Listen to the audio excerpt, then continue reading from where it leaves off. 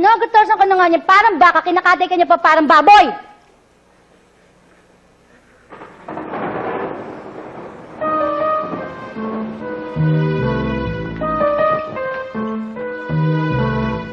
Tao po! Sino naman kaya yan? Juicy!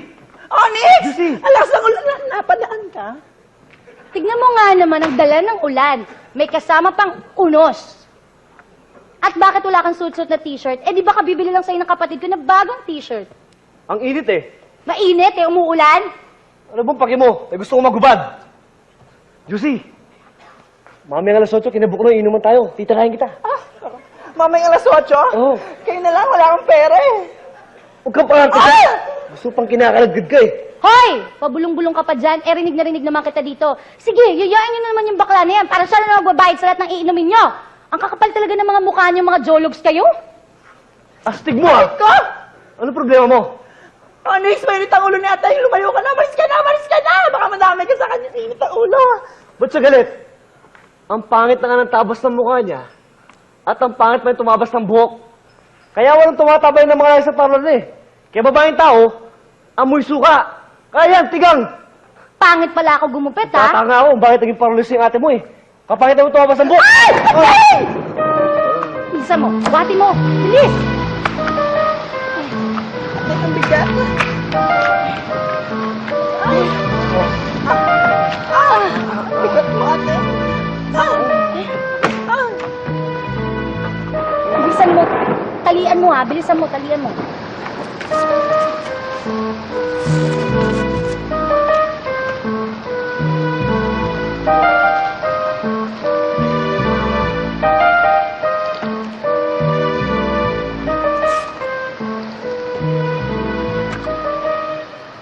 Aray! Aray!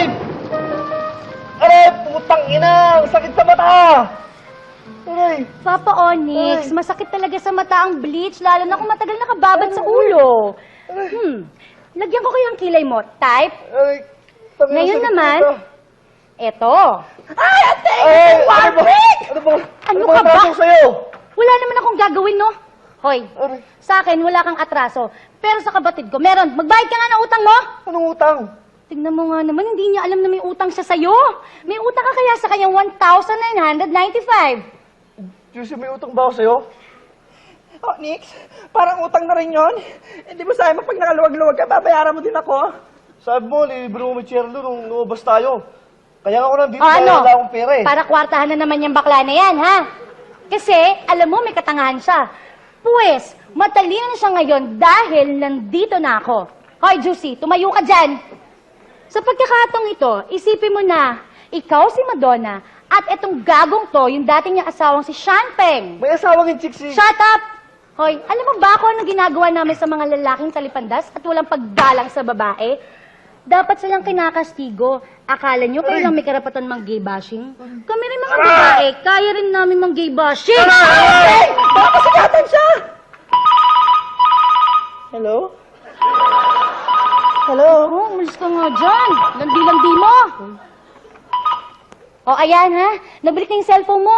Subukan mo pamigay ulit yan. At ikaw, kailan mo naman plano magbayad ng utang mo, ha? Wala nga akong pera kahit kapkapan mo pa ako. Juicy, kapkapan mo si Onyx. Bilisan mo.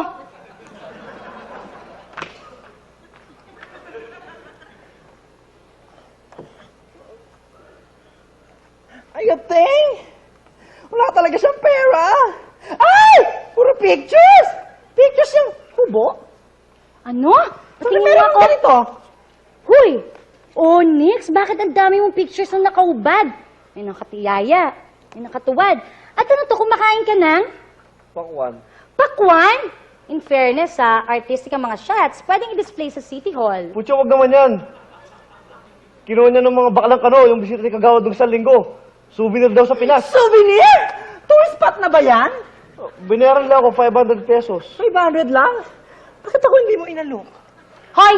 Juicy, konting dangal nga, ha? Baklang Pinoy, baklang Kano, pati mga katulong dyan sa may subdivision, ginagoyo mo. Wala ka na ba talagang pinipili, ha?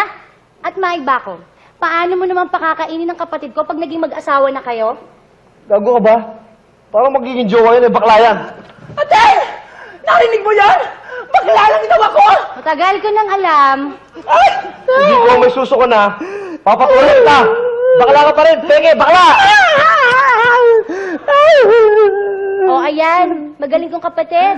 Nanggaling na yan sa bunganga ng pinakamamahal mong lalaki. Bakla ka lang daw, kaya hindi ka niya pwedeng mahalin. Sabi mo sa akin sa linggo, binigyan kita ng t-shirt.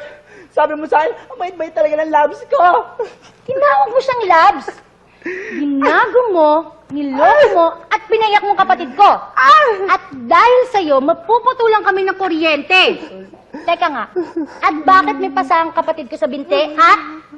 Pasa. Pasa, ito ho, ayan o, ayan, ang laki-laki. Ang kulit pala ng kapatid mo eh. Sabi ko sa kanya, huwag niya nga kabayan pagkasama mga barkada ko. Para yan lang eh. Para yan lang. Hoy, marunong ka naman sigurong manliligaw, di ba?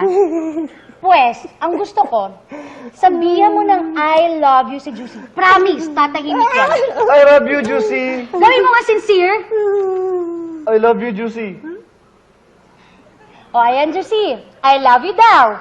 Ngayon naman, humingi ka ng tawad sa kanya. Tawad paano? Aray! Sorry na po. Patawarin mo ako, Juicy. Di na ako hingin ng datong sa'yo. Promise talaga, magsisimba na ako. Promise. Promise? Magsisimba na ako?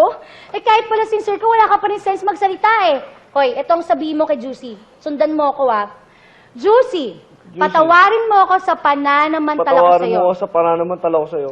Ako'y isang walang kwentang uod Ako isang walang kwentang uod na nambibiktima ng mga mababait na taong na namibiktima ng mabait na tao. may busilak na puso. May busilak na puso. At para malinisan ng aking konsensya, Para malinisan na aking konsensya. buong puso kong iaalay sa iyo ang aking katawan. Putang ina, ayoko yun. Sabihin mo! Buong puso kong iaalay at buong katawan. Talaga, Onyx? Isa-sacrifice mo ang sarili mo para sa akin? Hoy, Juicy, eto ang sasabihin mo sa kanya. Tumayo ka dyan. Yak, Onyx, hindi ko balak ang kinin ng iyong katawan. Ay, bakit ganun? Sabihin mo na!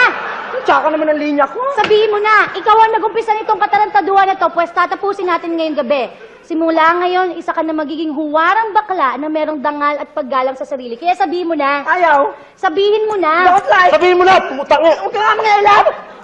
Onyx, hindi ko nais ang kinin ang iyong mainit, malinamnam na katawan. Dahil di ka karapat dapat sa aking dalisay kong pagmamahal. Bayaran mo utang mo sa loob ng isang linggo, ha? Babayaran kita ng 1,495. Hoy, gawin mo ng 1.5 para sarado. Bayaran kita ng 1,500. At hindi na kailanman manluloko at mananakit ng tao. At hindi na ako kailanman manluloko at mananakit ng tao. So help me God. So help me God. Ngayon naman, halikan mo si Juicy. Putang ina, patayin nyo na lang ako! Huwag na nga, baka makapatay pa tayo. Sige na, kalagan mo na yan. Okay, Onyx, tapos na ang negotiation natin. Fly ka na sa inyo. At huwag na magkakamali pamalitat ang nangyari sa kahit kanino. Tandaan mo, hawak ko ang mga litrato mo una kang kumakain ng pakwan. Sige na, go! Pakin na nyo. Gago ka!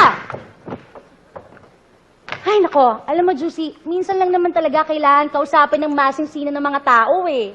Ateng, naubos na yata ang bleach mo. Ay, nako, alam mo si Onyx, matatakot gumawa ng katarantaduhan yan. Paano kung balikan tayo ng mga barkada niya? Matutulog tayo may katabing itak. Ay! Brown out! Gago, naputulan na tayo ng kuryente. Ateng! Ateng! Ano? Asusin mo na sa mukha ko! Yeah!